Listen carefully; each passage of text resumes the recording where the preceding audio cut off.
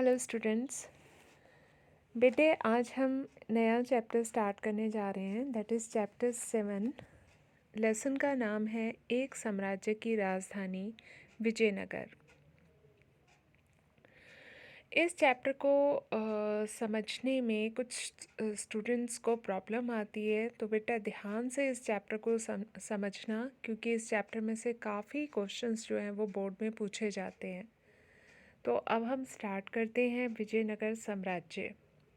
विजयनगर, विजयनगर जिसका मतलब है विजय का शहर यानी जीत का शहर या जीता हुआ शहर।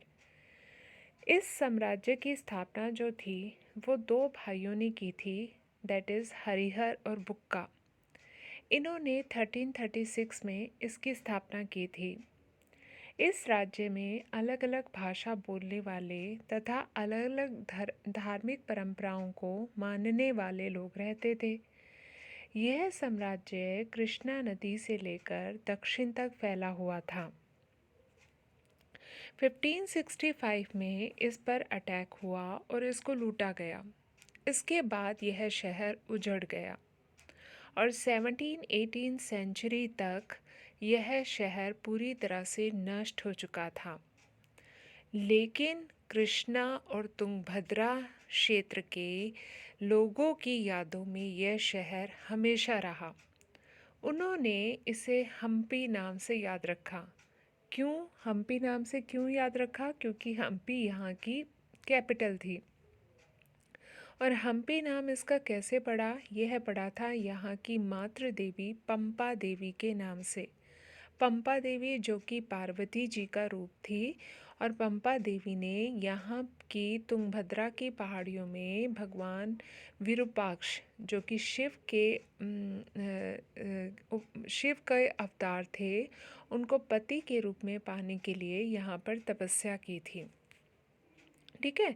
और जब विद्वानों ने इसकी खोज की तो खोज करने में कौन कौन से जो थे चीज़ों ने हेल्प की, वो थे oral documents, archaeological discoveries, architect buildings, inscriptions and records. इन सब ने बहुत सहायता की।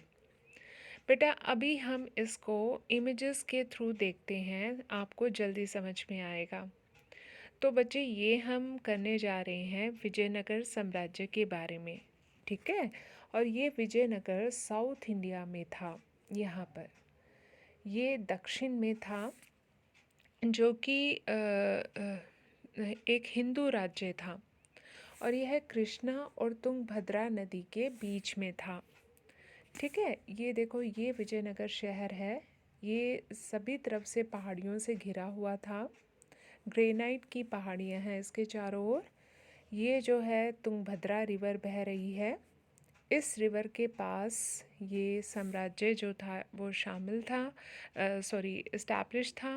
और ये पीछे पहाड़ियाँ हैं। ये इसकी कैपिटल हम्पी थी। जब ये शहर पूरी तरह से उजड़ गया था तो ये हम्पी नाम से यहाँ के लोगों की यादों में रहा था। ठीक है। यहाँ तक समझ में आ गया। और इसकी स्थापना किसने की थी? इसकी स्थापना दो भाइयों ने, हरिहर और बुक्का ने की थी 1336 में। ये काफ़ी इम्पॉर्टेंट क्वेश्चन है जो कि 1 मार्क में आ सकता है। इसके बाद अब हम देखते हैं कि हम्पी की खोज हुई कैसे। तो हम्पी के जो र्यून्स थे, यानी जो इसके खंडर थे, इनकी खोज सबसे पहले 1800 में एक इंजीनियर थे और आर्कियोलॉजिस्ट थे जिनका नाम था कर्नल कॉलिन मैकेंजी। यहाँ कॉलिंग लिखा गया है, यहाँ कॉलिन आएगा। मैकेंजी ने की थी। मैकेंजी कौन थे? वो ईस्ट इंडिया कंपनी में कार्यरत थे, जॉब करते थे। मैकेंजी ने सबसे पहले इस एरिया का सर्वे मैप बनाया था। वो एक मानचित्रकार भी थे। तो उन्होंने जो यहाँ पर उनको ना इस विजयनगर, इस हम्पी शहर की डिस्कवरी में काफ़ी इंटरेस्ट था। वो इसके बारे में ज़्यादा से ज़्यादा इंफॉर्मेशन कलेक्ट करना चाहते थे। तो उन्होंने यहाँ के जो विरूपाक्ष टेम्पल था, यहाँ का जो सबसे मेन टेम्पल है विजयनगर का, वो विरूपाक्ष और पंपा देवी थे। तो उन्होंने यहाँ के जो पुरोहित थे उनसे इसके बारे में, हम्पी के बारे में जानकारी इकट्ठी की। उनसे पूछा, भाई बताओ यहाँ पर क्या होता था। तो उन्होंने, जो यहाँ के पुरोहित थे, उन्होंने भी अपनी मेमोरी के बेस पर उनको जानकारी दी।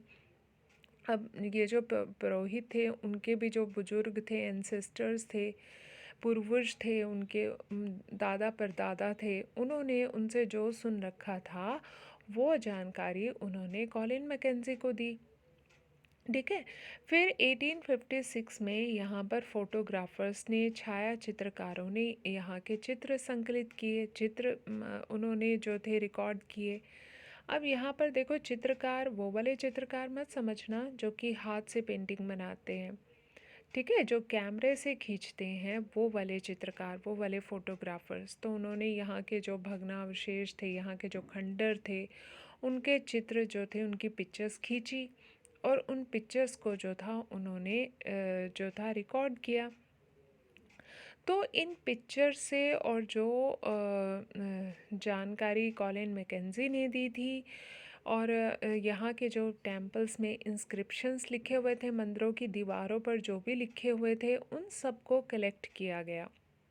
और फिर इन सब जो ये सारी इंफॉर्मेशन कलेक्ट की गई थी, इसको एज इट इज़ पब्लिश नहीं कर दिया गया था, बल्कि उन्होंने उस समय के विजयनगर में जो फॉरेन ट्रैवलर्स आए थे, दूसरे देशों के जो यात्री आए थे, उन्होंने जो बुक्स लिखी थी, या यहाँ के जो लोकल राइटर्स थे, उन्होंने तमिल, तेलुगु, कन्नड़ में जो किताबें लिखी थी, उस लिटरेचर के साथ जो था इसको मेल किया गया कि वाकई भाई वो बात सही है जो हमें मिले हैं, जो फ़ोटोग्राफ्स मिले हैं, या जो इंस्क्रिप्शन से जो इंफॉर्मेशन मिली है, क्या वो इस लिटरेचर से मैच करती है।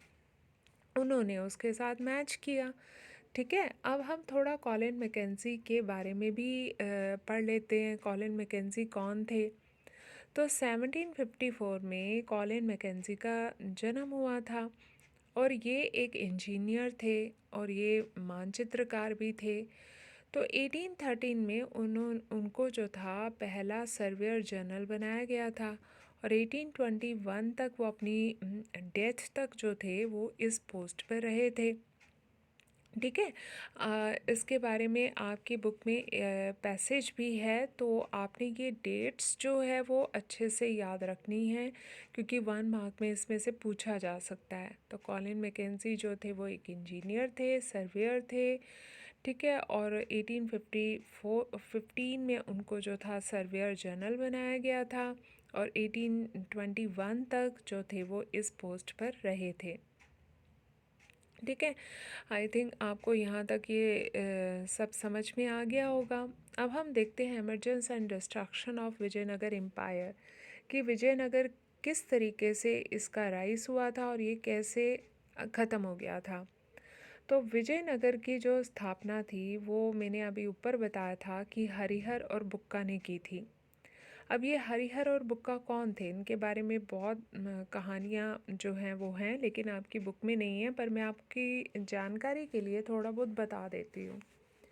देखो बेटे, जब साउथ इंडिया में ये जो हरिहर और बुक्का थे, इनको दिल्ली सल्तनत के मोहम्मद बिन तुगलक ने अरेस्ट कर लिया था। अभी ये राजा नहीं थे।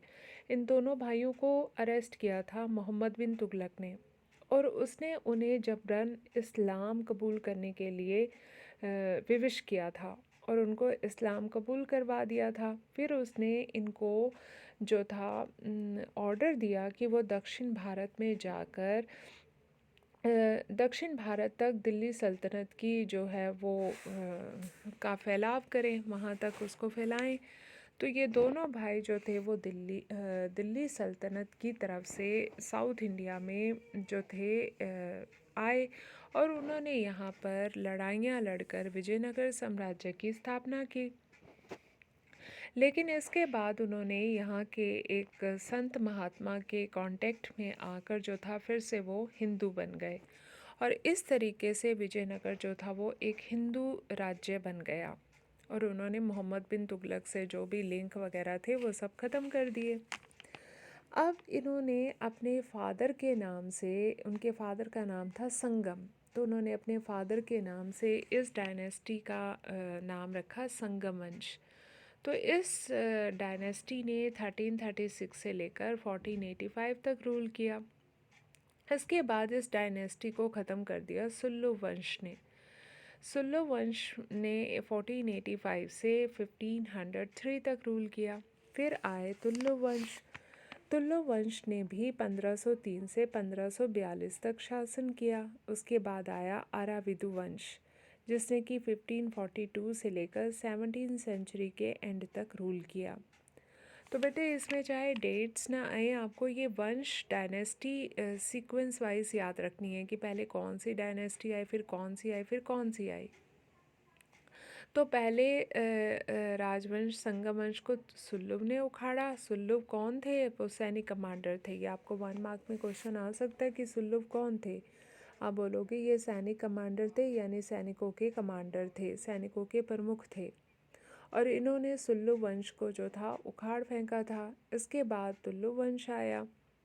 और कृष्णदेव राय जो कि सबसे प्रतापी राजा थे, 1336 से लेकर 17वीं सेंचुरी तक विजयनगर के जितने भी राजा हुए उनमें से सबसे बेस्ट राजा थे कृष्णदेव राय, जो कि तुल्लु वंश से रिलेटेड थे।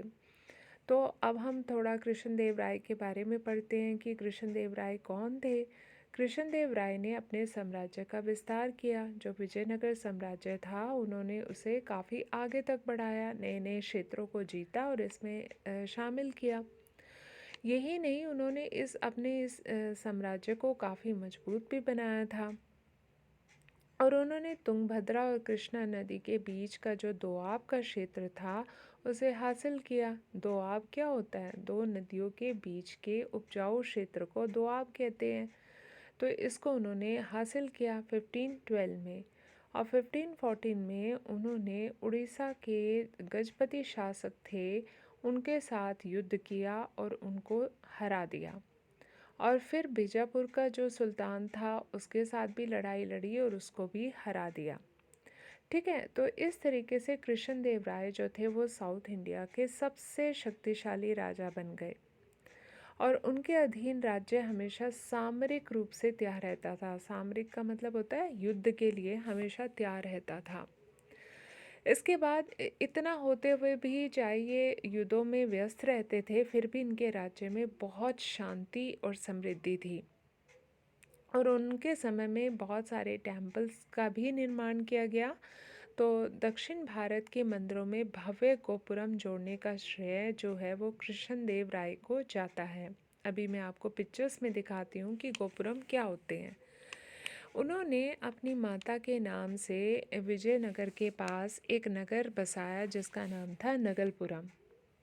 और जब 1529 में उनकी डेथ हो गई तो उनके बाद उनके जो सक्सेसर थे वो उनकी तरह कैपेबल नहीं निकले, जिसके कारण जो था उनको नायकों और जो कमांडर्स थे उनके चैलेंजेस को फेस करना पड़ा। और 1542 तक जो था ये तुल्लु वंश का एंड हो गया और नया डायनेस्टी आई, दैट इज़ आराविदु वंश। ठीक है, अब हम इसको इमेजेस के थ्रू जो है वो देख लेते हैं, थोड़ा सा समझ लेते हैं। तो बेटा यहाँ पर हमने ये देखा था कि कृष्णदेव राय जो हैं इनके बारे में हम एक बार देख लेते हैं कि कृष्णदेव राय कहाँ गए। ये मैं आपको इमेजेस दिखाती हूँ, दैट इज़ दिस वन। ये जो थे कृष्णदेव राय थे जो कि तुल्लु वंश के थे और ये सबसे बेस्ट राजा हुए थे विजयनगर के। इनके राज्यकाल में राज्य जो था वो उन्नति के चरम सीमा पे था। इन्होंने न केवल अपने साम्राज्य का विस्तार किया, एक्सपेंड किया, बल्कि उसको बहुत मजबूत भी बनाया था। ठीक है, उन्होंने जो था अपनी मदर के नाम से नगलपुरम शहर भी बसाया था। और उन्होंने जो थे ये बहुत लिटरेचर की भी इनको नॉलेज थी। इन्होंने बुक्स भी लिखी थी तमिल एंड तेलुगु में। ठीक है। इनके काल में इनकी प्रजा बहुत सुखी थी और ये उन्होंने मंदिरों में गोपुरम बनवाए थे। ये देखो, ये गोपुरम होते हैं बेटा, ये साउथ इंडिया के हर टेम्पल में मिलेंगे आपको। इन मंदिरों को दूर से देखने पर ही पता चल जाता है कि यहाँ पर मंदिर है। ये देखो कितने सुंदर बनाए गए हैं, दैट इज़ गोपुरम। ये है गोपुरम, ठीक है। इसको बोलते हैं, यानी कि टेम्पल के ऊपर एक स्टोरी के ऊपर दूसरी स्टोरी, दूसरी के ऊपर तीसरी स्टोरी, ठीक है। ये देखो, ये दूर से ही पता लग रहा है कि ये टेम्पल है। कितने खूबसूरत बनाए गए हैं। देखो उस टाइम जबकि कोई मतलब कोई भी इंजीनियरिंग में इतनी डेवलपमेंट नहीं हुई थी उस टाइम, इतने ऊंचे ऊंचे गोपुरम बनाना, इतनी सुंदर पेंटिंग्स बनाना, स्कल्पचर बनाना अपने आप में एक बहुत बड़ी बात है। तो ये जो थे कृष्ण देव राय ने बनवाए थे, ठीक है। लेकिन फिर इसके बाद जब उनकी डेथ हो गई 1529 में, तो उनकी डेथ के बाद जो था उनके उत्तराधिकारी इतने योग्य नहीं निकले, तो जिसके कारण जो था 1542 में इस तुल्लु वंश का अंत हो गया और उसके बाद नई dynasty I, that is Aravidu वंश। लेकिन ये अराविदु वंश की भी जो थे आसपास के जो मुस्लिम स्टेट थे, ये राज्य ना सभी तरफ से मुस्लिम स्टेट से घिरा हुआ था, दैट इज़ बीजापुर, अहमदनगर, गोलकुंडा, बिदर, ये सारे मुस्लिम स्टेट्स थे। तो ये सारे मुस्लिम स्टेट्स जो थे वो इस अकेले विजयनगर के अगेंस्ट खड़े हो गए, क्योंकि विजयनगर का जो प्रधानमंत्री था दैट इज़ राम राय, उसने अपनी गलत पॉलिसीज़ की वजह से इन सभी मुस्लिम स्टेट्स को अपने अगेंस्ट कर लिया था। तो 1565 में जो था इन सभी स्टेट्स ने मिलकर विजयनगर पर अटैक कर दिया और जिसे हम बैटल ऑफ तालीकोटा या राक्षसी तांगड़ी कहते हैं, क्योंकि ये राक्षसी तांगड़ी गांव के नज़दीक था, लड़ा गया था। दैट्स वाई इसको बैटल ऑफ राक्षसी तांगड़ी भी कहते हैं और तालीकोटा भी कहते हैं। तो इस लड़ाई में जो था विजयनगर की सेना बुरी तरह से हार गई थी और इसके बाद जो था इन मुस्लिम स्टेट्स ने जो था इसको अच्छे तरीके से खूब जो था इसको बर्बाद कर दिया, लूटा, और इस तरीके से विजयनगर साम्राज्य का अंत हो गया। और फिर उसके भग्नावशेषों पर ये हम्पी शहर बसा, ठीक है। ये हम्पी शहर जो था पहले पेरुकुंडा और फिर उसके बाद चंद्रगिरी तक फैल गया। ये देखो, ये जो है बीजापुर, अहमदनगर, बरार, बिद्दर, ये सारे जो थे मुस्लिम स्टेट्स थे और ये गजपतीस थे उड़ीसा के, इनके साथ जो थी इसकी लड़ाई हुई थी और जिसके कारण विजयनगर एम्पायर जो था वो हार गया था, ठीक है। यहाँ तक समझ में आ गया आपको। अब हम देखते हैं राक्षसी तांगड़ी का युद्ध। हमने देख लिया कि 1565 में हुआ था, प्रधानमंत्री राम राय के नेतृत्व में हुआ था। इसे तालीकोटा की लड़ाई भी कहते हैं। इसमें मुस्लिम स्टेट्स ने विजयनगर के ऊपर धावा बोल दिया, जिसमें विजयनगर की सेना हार गई।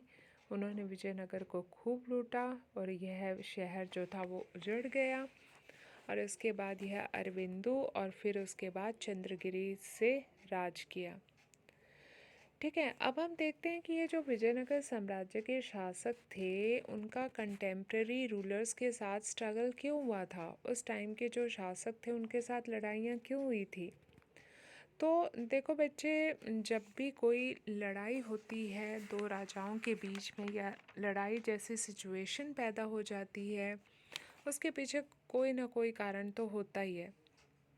ये लड़ाई किसके बीच में हुई थी, दैट इज़ दक्कन के सुल्तानों के बीच में, यानी वही अहमदनगर, बीजापुर, गोलकुंडा इनके साथ, या फिर उड़ीसा के गजपति शासकों के साथ। और संघर्ष का कारण क्या था, संघर्ष का कारण ये था कि कृष्णा और गोदावरी नदी के बीच का जो एरिया था वो बहुत उपजाऊ था, तो विजयनगर के राजा भी उस पर कंट्रोल करना चाहते थे और ये मुस्लिम स्टेट्स भी। तो जब एक दूसरे के राइट्स टकराएंगे, लड़ाई तो होगी। इसके अलावा विदेशी व्यापार से जो धन मिलता था उसके ऊपर भी अधिकार करना चाहते थे। दैट्स वाई इनके बीच में स्ट्रगल हुआ। अब हम इस वीडियो का लास्ट चैप्टर देखते हैं, दैट इज़ शासक और व्यापारी। देखो बच्चे, इस काल में जो लड़ाइयाँ लड़ी जाती थी वो कैवलरी पर डिपेंड करती थी। कैवलरी का मतलब घुड़सेना पर, घोड़ों की सेना। ठीक है, यानी कि युद्ध लड़ने के लिए हथियार तो चाहिए चाहिए, साथ में अच्छी घुड़सवार सेना की भी ज़रूरत होती थी। तो उस टाइम सबसे बेस्ट क्वालिटी के जो घोड़े थे वो अरेबियन या मिड एशिया से मिलते थे। तो अरब व्यापारी जो थे वो घोड़ों को वहाँ से लाकर यहाँ बेचा करते थे। ठीक है, तो यह व्यापार जो था अरेबियन व्यापारियों के नियंत्रण में था। लेकिन इसमें स्थानीय व्यापारी भी जो थे वो भी इंटरेस्ट लेने लग गए, तो उनको कुदरई चेट्टी कहा गया या घोड़ों का व्यापारी कहा गया। तो ये नाम आपने याद रखना है कि स्थानीय घोड़े के व्यापारियों को किस नाम से पुकारते थे, तो आपने कहना है कुदरई चेट्टी। और वो भी इनके लेन देन में जो थे वो भाग लेते थे। फिर आपने बताना है 1498 में पोर्तुगीज़ जो थे, इस डेट को अच्छे से याद रखना, वास्को डी गामा जो कि पुर्तगाल देश से भारत में आया था, तो वो सबसे पहले इसी एरिया में ही आया था, वेस्टर्न कोस्टल में, कालीकट में। ठीक है, तो उनके साथ साथ पुर्तगाली जो थे वो भारत आ गए, और आए तो वो व्यापार करने के लिए थे, लेकिन जब उन्होंने देखा कि यहाँ के हालात जो हैं उनको जीतने में काफ़ी हेल्प करेंगे, तो उन्होंने यहाँ पर अपने मिलिट्री स्टेशंस भी इस्टेब्लिश करने का प्रयास किया। ठीक है, तो उन्होंने जब व्यापार किया, यहाँ के हालात देख लिए, तो उन्हें लगा कि हम क्यों ना यहाँ पर बस जाएं। तो उनकी जो मिलिट्री टेक्नोलॉजी थी उस टाइम बेस्ट थी, क्योंकि उनके पास बंदूकें थी, तो जिसके कारण वो सबसे महत्वपूर्ण शक्ति बनकर उभरे। अब हम देखते हैं कि जो विजयनगर शहर था ये अपने मसालों के लिए, कपड़ों के लिए और जो थे प्रीशियस स्टोन्स के लिए बहुत प्रसिद्ध थे, क्योंकि साउथ इंडिया जो है इन सब में बहुत रिच है। तो यहाँ के लोग जो थे बड़े समृद्ध थे। समृद्ध का मतलब रिच एंड वेल्दी थे, उनके पास सभी जो थी समृद्धि की चीज़ें A to Z थी, सब कुछ था उनके पास, कहने का मतलब ये है। तो ये लोग महंगी विदेशी वस्तुओं की डिमांड करते थे, स्पेशली स्टोन्स की और ऑर्नामेंट्स की डिमांड करते थे। ठीक है, तो व्यापार से जो था बहुत टैक्स भी मिलता था, जो कि राज्य की समृद्धि का सबसे महत्वपूर्ण सोर्स था। ठीक है, तो अब हम इसको जो थोड़ा बहुत इमेजेस रह गई हैं उनके थ्रू अब हम देखते हैं। तो ये देखो, ये घोड़े के व्यापारी हैं, अरेबियन व्यापारी हैं। ये सबसे बेस्ट क्वालिटी के घोड़े होते हैं जो कि मध्य एशिया या अरेबियन कंट्री से ही मिलते हैं। तो इनको वैसे तो अरब व्यापारी इस व्यापार को जो थे कंट्रोल करते थे, लेकिन बाद में जो थे लोकल बिजनेसमैन भी इस ट्रेड में इन्वॉल्व हो गए, जिनको कुदरई चेट्टी कहा गया। और सबसे पहले कौन आए थे भारत में, दैट इज़ पोर्तुगीज़ आए थे 1498 में। ठीक है, तो वो पहले आए तो व्यापार करने के लिए थे, लेकिन फिर उन्होंने यहाँ पर बस जाने का भी, सेटल होने का भी डिसीज़न ले लिया। तो इसके लिए उन्होंने अपनी मिलिट्री पावर जो थी वो काफ़ी बढ़ा ली, और इनकी पास बंदूकें थी, जिसके कारण ये जो थे महत्वपूर्ण शक्ति बनकर उभरे। ठीक है, तो ये वास्को डी गामा है जो सबसे पहले 1498 में भारत के कालीकट शहर में जो था वो आया था। ठीक है, बाकी विजयनगर के लोग जो थे वो काफ़ी रिच थे, और वो जो प्रेशियस स्टोन्स की और ऑर्नामेंट्स की बहुत डिमांड करते थे, और यहाँ के मसाले, कपड़े जो थे वो फॉरेन कंट्रीज़ में जाते थे, और वहाँ से जो थे प्रेशियस स्टोन आया करते थे। ठीक है, आई होप आपको अच्छे से ये पार्ट जो है वो समझ में आ गया होगा। बाकी नेक्स्ट पार्ट हम नेक्स्ट वीडियो में करेंगे। थैंक यू बेटा।